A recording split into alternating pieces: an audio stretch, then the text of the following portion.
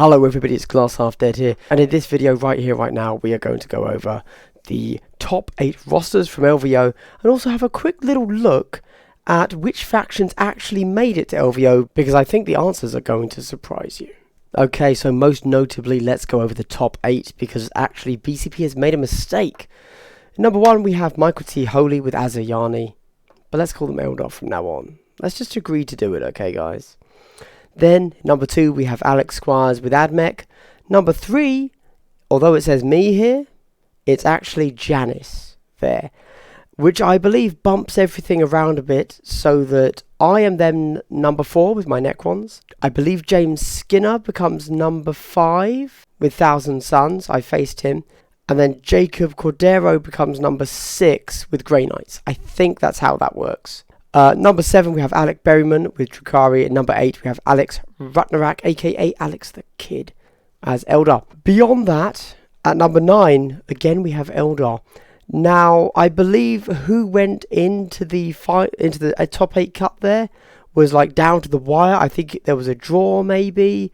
It was very close. Now, I'm not going to go over everybody else from there, but let's just have a quick read of all of the factions and see if we notice any patterns, shall we?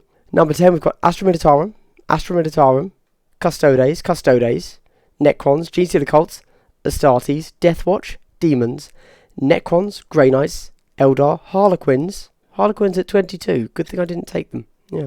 GC Cults again, Mech, Necrons, Thousand Suns, Death Guard, Deathwatch, Astra Militarum, Tyranids, Thousand Suns, Heretic Astartes, Orks, Adeptus Astartes, Deathwatch, Astartes, Tyranids, Demons, Custodes, Astartes. Hold on, there's a point to this, please. Astartes, Mech, Harlequins. Oh, Harlequins again. Astra Militarum, Tau at 45. Remember that. Eldar, Necrons, Orks, Astra Militarum, Adeptus Astartes, Grey Knights, Tyranids, Sisters, and Astartes. Now, just very quickly, we have a single Tau player. We also have a single Drukhari player. Both very interesting there. Both very interesting.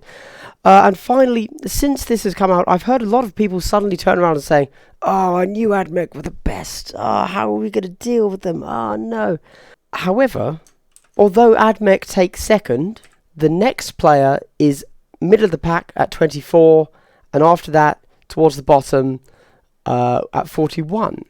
Guys, it's the pilot of Mech, not the faction. The faction has the tool set to be very strong, but you need to seriously know what's going on. That's all I'm going to say on that one. Likewise, we have a lot of people saying that they think Grey Knights Thousand Suns is going to be super strong in this new format of hold kill. Although it's true, we do have a Thousand Suns and a Grey Knights in the top 8. The next one for both of them, very middle of the pack. And then a third kind of bottom of the pack. So they're actually really nice even spreads for those factions. I'm not going to talk about Tau in this video, but I would like you to keep in mind that I am going to have a video coming up where I do talk about Tau, why possibly only a single person played them, and what that might mean for Tau. Okay, and we are over to the first roster. I've gone with this one first because it's the most difficult to read, as it was handwritten by Janis. So this is Janis. She's taken Ulthway. This is Eldar. She beat me in the final match I played. She has the only leader she has possible to take is a Storm Guardian with Chainsword. Specialist, Guardian Defender comms, followed by Howling Banshee Exarch with an Executioner as a Zealot, and then a Striking Scorpion Exarch with a Claw as a combat. Then everything else, now I suspect she took those 4 models in every single game. Not sure, but that's my suspicion. Everything else, we've got 2 Die Avengers followed by a Die Avenger Exarch. I suspect the Die Avenger Exarch also made it into every game. It's a crazy good model. If you run Eldar, you run that model. Followed by 2 Guardian Defenders. Again, they probably made it into, if not, at least one of them made it into every game, because I know that she always took a heavy weapon platform. Followed by, exactly what I just mentioned, a heavy weapon platform Star Cannon and a heavy weapon platform Shuriken Catapult. Then the standard Storm Guardian possibilities, 2 with Flamers, 2 with Fusion. I suspect one variation or weapon option of both of those also made it into every list. Finally, a Striking Scorpion, a Howling Banshee, a Wraithblade with Axe, a Wraithblade with D-Scythe, and Wraithblade with Wraith Cannon, I believe it says there. So pretty interesting stuff there. This seems to me like a pretty straightforward list. You take the leader, you take the 3 specialists, you take the Dire Avenger Exarch, you take one of the star cannons, whichever one you feel is better for your matchup. Likewise, you take 2 flamers or 2 fusions of the Storm Guardians, depending on which is better for your matchup. You need at least 1 more Guardian Defender, so that you've got at least 2 to be able to activate your heavy weapon platform. And then just throw in whatever else you need. I think that list, I think that's a pretty low effort, no, not low effort, that's the wrong word. Low cognitive tax when going into any matchup, because you pretty much know what you're going to play. Are they elite? Are they horde? Take X, take Y. And then, of course, there is the, do I need a Wraithblade or a Wraith Guard? If yes, then I assume that Janis had a setup for taking one of them, which was probably dropping any extra Striking Scorpions, Dire Avengers, Howling Banshees, etc. Next up, we have Michael T. Holy, again with Eldar. A quick note for everybody, I know that a lot of people with these videos would like to see the roster themselves. These rosters are just pictures. I do not have them written down anywhere. I have posted the pictures to my Discord. If you want to actually get hold of them and download them, check out the Discord. Cool. So he had a Wraithblade, Zealot with a Ghost Axe Shield, and a Wraithguard Heavy, D-Scythe, Wraithbone Fists. He is Ulthway again. If you've watched one of our previous interviews with him, he 100% thinks Ulthway is the best. Like, it's not even a question to him anymore.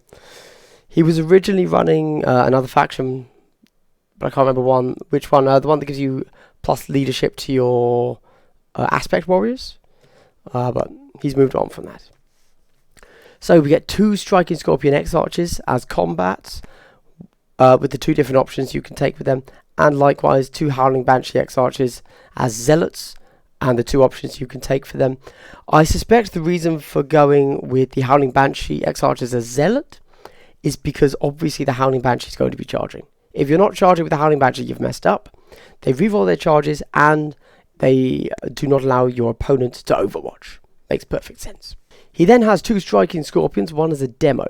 Now, I happen to know that in this list, when he was taking the Striking Scorpion as a demo, he would hot drop it in 6 inches away so that he could throw his plasma grenades. And the beauty of demo is that if your target is obscured, then you are at +1 to wound.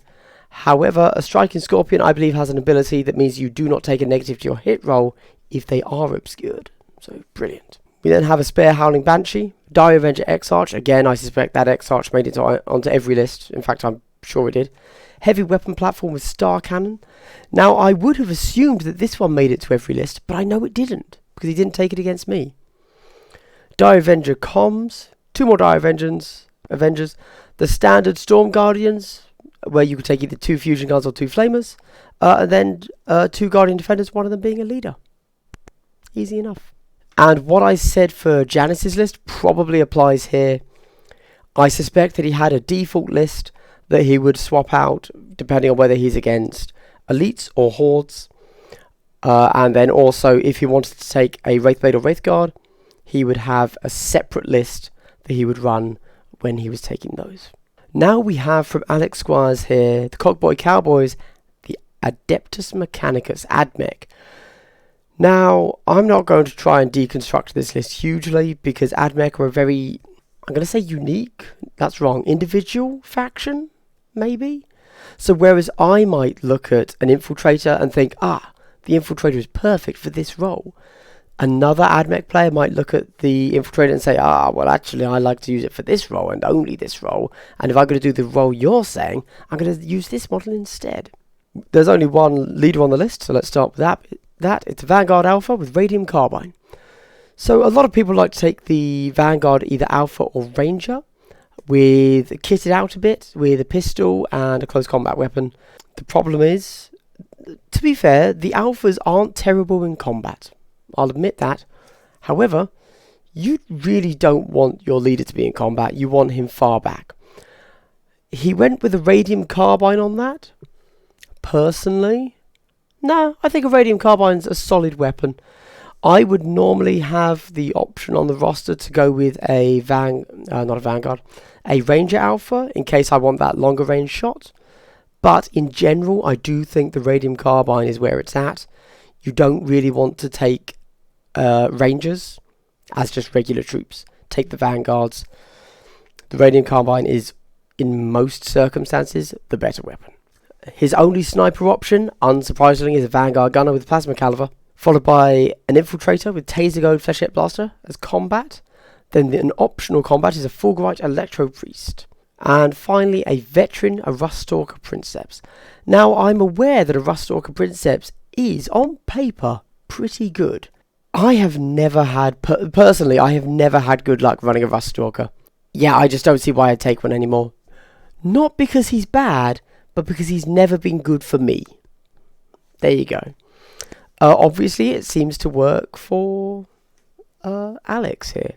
And don't forget that they do have 8-inch movement, so as a veteran move, you can get him pretty damn far up the board. Whereas you might consider, for the role he's playing, you might prefer to take a Fulgurite Electro Priest, make him the veteran, but he's only got a 6-inch move, so... Next up, we have an Infiltrator Princeps with Taser Goad, 2 Infiltrators with Power Swords, 2 Fulgurite Electro Priests, 3 Corpuscari Electro Priests, a Standard Ranger with Omni Specs, 2 Ranger Gunners with a Plasma Caliber and an Arc Rifle, a regular Vanguard with Radium Carbine, and then 2 Vanguard Gunners with Plasma Calibers. Now, as I said at the start of this, I'm not going to go over this list too much, because this isn't a list or a roster I would probably run.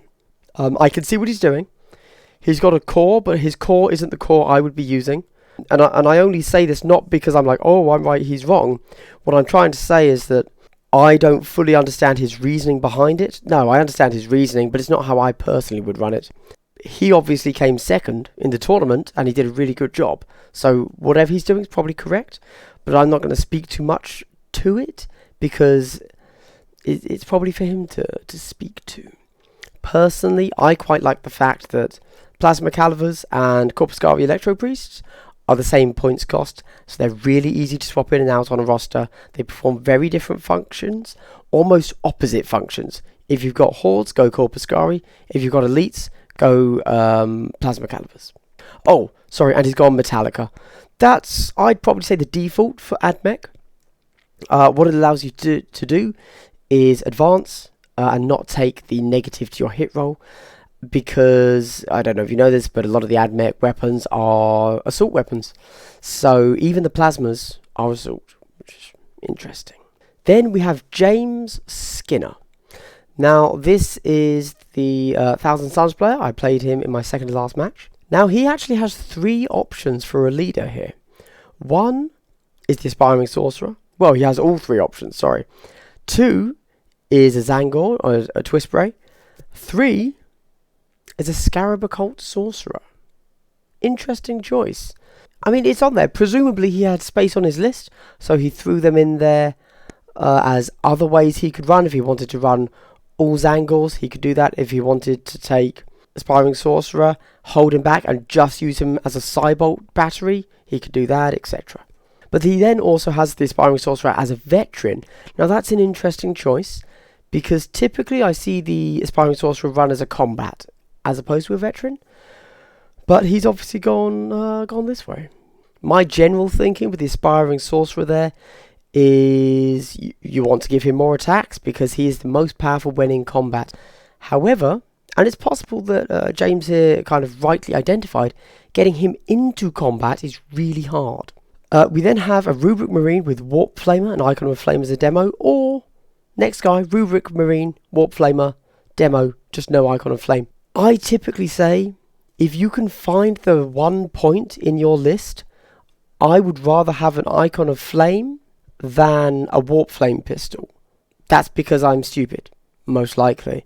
I think the problem with the Aspiring Sorcerer is that if you're going to round 2 of combat with any model, something's probably gone a little bit wrong. Just saying.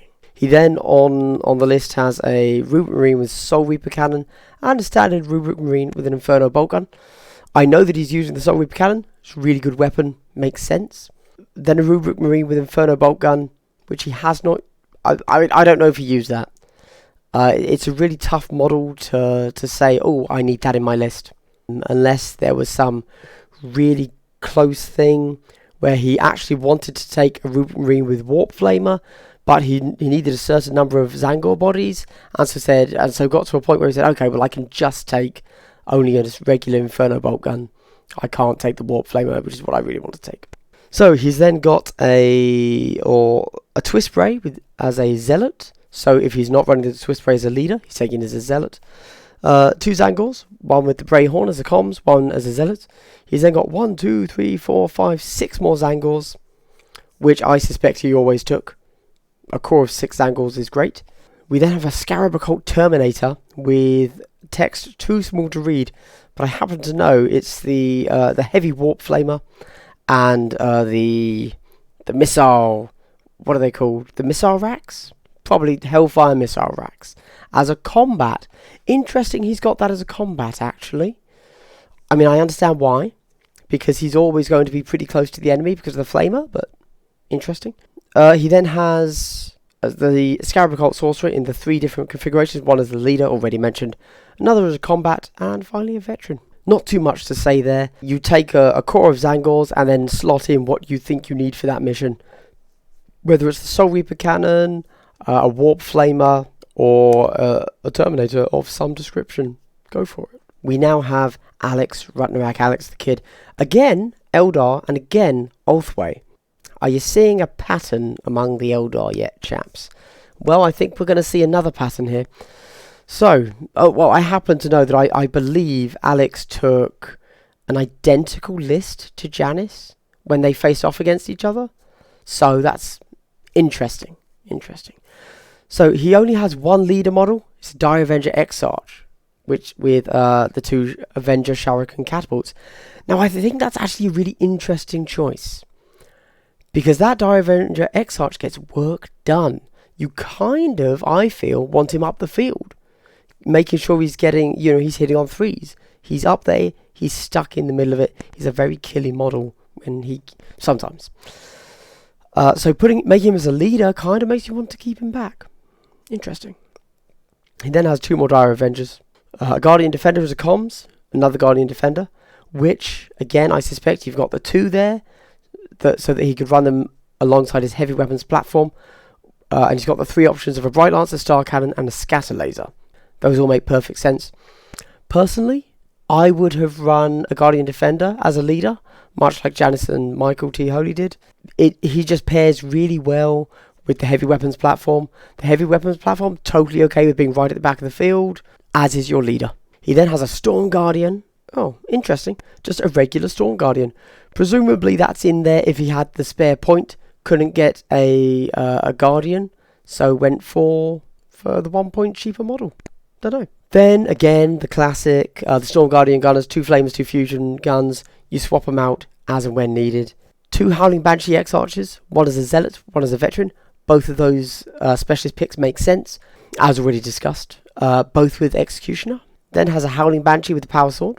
And then a Striking Scorpion X-Arch with Scorpion's Claw as a combat. Followed by another regular Striking Score with Scorpion Chainsword. Then a Wraithblade with Ghost Axe Force Shield as a Zealot. Finally, a Striking Scorpion with Scorpion Chainsword. Now, I believe that he took an X-Arch, all 3 X-Arches, no, 4. There were 4, aren't there? Striking Scorpion, Howling Banshee, Dire Avenger. There were 3. Cool.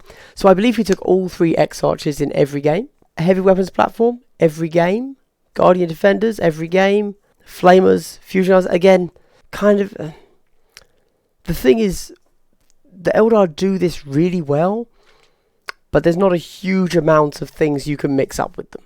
So, once you see the roster, you can kind of pick out, okay, well, he's going to take this, he's going to take that, and so I can probably take this, probably take that.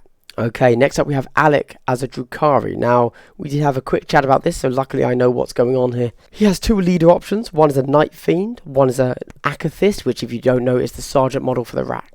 His Akathist just has homunculus tools, no extras spent there. He has 4 options for combat. One is an Akathist with Liquefire Gun and Electro-Corrosive Whip. 2 is an Akathist with Stinger Pistol and Electro-Corrosive Whip. 3 is an Akathist with a Liquefire Gun and Agonizer.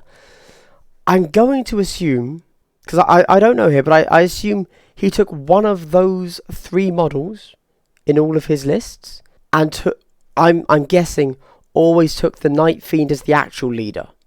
I don't know, but I would assume that's what he's up to. He then has, for his 4th combat option, a Grotesque with Monstrous Cleaver Flesh Gauntlet. If he was running his Grotesque list, obviously he would take that Grotesque. He has a Demolitions Rack Gunner Liquefire Gun, a Veteran Rack Gunner Liquefire Gun. Both of those make sense. For those of you that don't know the Liquefire Gun, it's I believe it's a D3, but it might be a D6. Also hitting weapon, similar to a Flamer, but it's only strength 3. Its AP is D3, which is weird. So keeping that in mind, both the demo and the veteran make sense. Because it's only a strength 3, the demo could be super useful, allowing you to wound on 3s instead of 4s against Marines. And of course the veteran allows you to run them up the field, get them into flaming range turn 1. He has a Zealot with a Clavex. A Zealot as a Clavex. Clavex, awesome model. I think probably every Drukhari list should have a Clavex. It's a really solid model. It's also the only, well, the Incubi in general are the Drukhari's only form of a 3-up save, which generally your opponent isn't going to be ready for, because they will be expecting you to be 5-up Eldar saves, or to have Rack Spam, which has an invuln save. So basically they shouldn't be taking AP against you. So Incubi are a nice little kind of like twist for them. Oh, sorry, another Zealot as a Grotesque. Monstrous Cleaver Flesh Gauntlet. Another Clavex without a specialism. 2 Incubi, 3 Mandrakes, and 4 Racks. And that's it. Now I just so happen to know that his Grotesque list there, I believe, was 2 Grotesques, or is it 3 Grotesques? Has he got 3? No, just 2 Grotesques. He would take 2 Grotesques and then 4 Racks plus a leader, and that was it. I believe that was also, he only took it against Custodes. You know, we talked about this beforehand. Custodes, very scary list to face in hold kill. There only turned out to be 2 of them running it. You needed to have an answer on your roster, and his answer was Grotesques. Also, very nicely at the bottom there, if you can't see it, he has a quick reference for his opponent. So telling you what everything is, so whether it's T3 3-up save, T3 5-up save, etc, etc. Pretty cool. And that is all of the top 8 rosters that I have. There is also my own roster as Necrons, which you can find if you want by going to my beginner roster videos. The roster you see there for Necrons is the roster I used. So obviously, whatever's there, that roster has the ability to go 6-2 in possibly the most competitive event that has ever occurred for Kill Team. So, to that one random person on Reddit that said it was a bad list, the other person that was in the top 8 was Jake, who was running Grey Knights. I don't have a copy of his roster, unfortunately, but they're Grey Knights. Here's what he would have had on the roster. He would have had his Justicar, probably 2 options. One with, I believe he had a Force Stave, a Nemesis Demon Hammer, and also Falchions. And I think it's pretty obvious when you take each of those. He would have had all possible options for different gunners in different configurations. I suspect he wouldn't have had a Psy Cannon, as generally the competitive players know that although it doesn't feel it, the silencer is just the better weapon. Feels weird, but it's true. The incinerator definitely has its places. Then he would have had a whole bunch of different, just regular Grey Knights in different configurations of Demon Hammers, Falchions. Generally, people don't bother taking the Warding Staves, the Great Swords, or the Halberds. They're just less efficient for points. And then because it was the hold kill, I suspect he would have also had options for Terminators. In hold kill, generally, you're not going to take a Paladin. You know what? Don't quote me on that. I'd have to run the numbers. you might take a Paladin if you have 10 extra points, but generally you'll be taking a Terminator Champion because it's cheaper. It's a champion, so it still has 3 attacks if you want to go melee with him. Otherwise, you take a Gunner to get an Incinerator and drop him in. And that's it. That's probably what a Grey Knight roster looks like. Okay, so those are the top 8 rosters. We are going to have a quick look at another roster. This is Kyle Fjerstad here. Very Fury name, I suppose. That didn't make sense. It's meant to be like furious. Like because orcs are furious. I said it didn't work. Anyway, the reason we're looking at this is because Kyle here came first in the GT that occurred on Sunday. So whilst the top 8 were battling it out, doing crazy things, Kyle was busy whipping everyone into submission. Now, I will make a quick note. This is not to take anything away from Kyle or the rest of that GT, but do note that the top 8 from the previous day didn't play in this one. They were all playing their own game. This is a shooting orc list, and don't get me wrong, this would have probably tabled me no problem. So I in no way mean that this is a bad list. He did go up against Eldar in the final. I believe it was Will from the Knights cast there. However, he didn't have to face the top 8 players from the day before. Just something to keep in mind. So this is a great list. It's a fun list. A lot happens with this list. It combos really well. It's very orky at the same time. Full of flavour. It can get serious work done. So he just has the one leader, a Gretchen. Now that's interesting in and of itself, purely because, you know, hold kill, reserves, everybody's suddenly thinking, oh, well, what if they hot drop, you know, a plasma or a flamer right next to my leader? What do? I've suddenly got to take a more beefed up leader. Maybe I'm going to make the Terminator a leader or something like that. Nope, no need. You could still take Gretchen, just hide them. Because if you're a Horde army, you can block that out. Easy.